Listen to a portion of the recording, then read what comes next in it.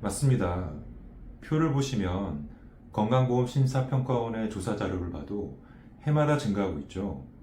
표에는 위식도 역류질환이라고 했는데 위 안에 있어야 할 위산이 올라와서 생기는 모든 질환을 위식도 역류질환이라고 합니다. 위산의 산도가 pH 1에서 2 정도인데 염산이 pH 1이니까 위산이 얼마나 산성이 강력한지 아시겠죠? 위산에 닿는 물질은 그냥 다 녹는다고 생각하시면 됩니다. 간혹 해외 토픽에 보면 염산 테러라고 해서 다른 사람의 얼굴에 염산을 뿌려 얼굴이 녹아내린 사건 있잖아요. 그런데 정작 위는 멀쩡합니다. 신기하죠? 위 점막에서 점액이 나와 위 내부를 코팅해서 위산으로부터 보호해주거든요. 하지만 식도는 사정이 다릅니다. 이런 점액이 없어서 위산에 취약하죠.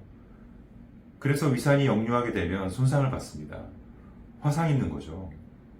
위산이 역류해서 생긴 식도염이라고 해서 역류성 식도염이라고 합니다. 인후두까지 올라와 염증이 생긴 것은 역류성 인후두염이라고 하죠.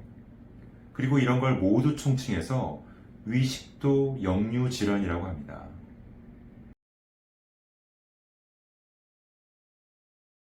위식도 역류 질환은 한마디로 식습관병입니다. 하나하나 짚어볼까요? 과식을 하면 위장의 압력이 높아져 위산이 역류할 수 있습니다. 과식을 안 하려면 음식을 천천히 먹는 게 중요한데요. 보통 20분 이상 천천히 드셔야 합니다. 그래야 식사 중에 포만감이 느껴져 자연스레 과식을 피하게 되거든요. 하지만 조사에 의하면 한국인의 절반 이상이 10분 이내로 나와 있습니다. 식사를 20분 이상 하는 요령 하나 알려드릴까요? 대화하면서 식사하는 겁니다.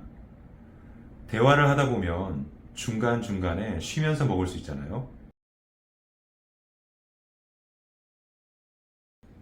위산이 역류하는 가장 큰 이유죠. 실제로 진료하다 보면 많은 분들이 이것 때문에 발생합니다.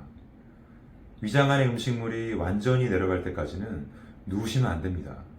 이렇게 얘기하면 많은 분들이 그럼 식후 몇 시간이 지나야 되느냐 이렇게 물어보세요. 연구에 의하면 식후 3시간 정도 되면 대부분의 음식물들이 위장을 빠져나간다고 합니다. 하지만 꼭 그렇지만은 않습니다. 왜냐하면 얼마나 많이 먹었는지 그리고 어떤 음식을 먹었느냐에 따라서 많이 다르거든요. 적게 먹었으면 3시간도 안 될 거고 많이 먹었으면 3시간 이상이 될 수도 있잖아요. 소화가 쉬운 유동식이나 정제된 탄수화물은 빨리 내려갈 거고 소화가 어려운 지방이나 질긴 단백질, 거친 탄수화물은 오랫동안 위장에 머무를 겁니다.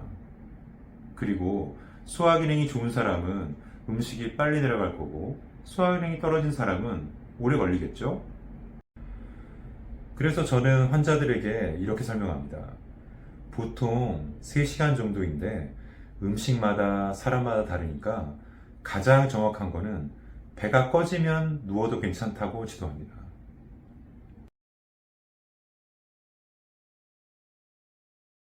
밤늦게까지 일하고 오신 분들은 야식을 안 할 수 없죠.